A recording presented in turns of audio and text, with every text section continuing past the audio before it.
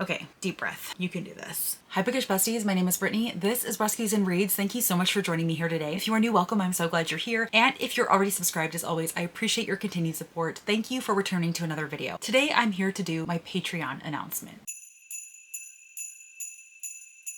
So in all honesty, this video is several months in the making. I spent quite a long time going back and forth, debating with myself, hemming and hawing, asking myself if I could do this, if I should do this. And ultimately, after a lot of soul searching, I kind of decided that this is ultimately the right decision for my channel, especially as it relates to my desire to connect more closely with those who subscribe to my channel. There was definitely a lot of imposter syndrome that I had to overcome in order to make this video because I kept asking myself, who am I to create a Patreon? What right do I have to create one? I reminded myself that I love supporting small creators, and I know that there are a lot of other people out there who feel the same. So I just wanted to go ahead and take this leap of faith, begin this next adventure, this next journey for my channel, and I'm excited to bring y'all along. Now, of course, I do have to give the very big disclaimer that, of course, joining this Patreon is in no way mandatory or obligatory. Nothing about my regular YouTube content is going to change. You are still going to be getting the 2 videos a week. You are still going to be getting the standard content that you have come to expect, such as my book of the month predictions and things like that. And of course, anytime you like a video, anytime you share, anytime you comment, you are supporting my channel for free. And so please continue to do so because that means the world to me. So do not think that you have to join this Patreon in order to show your support for my channel. Y'all have been supporting my channel since day one, and I absolutely love seeing your comments. So I just wanted to throw this out there. This Patreon is primarily going to be for those who want to connect with me on a deeper and more personal level and who have the ability to do so, because this in some ways is a financial investment, and I am so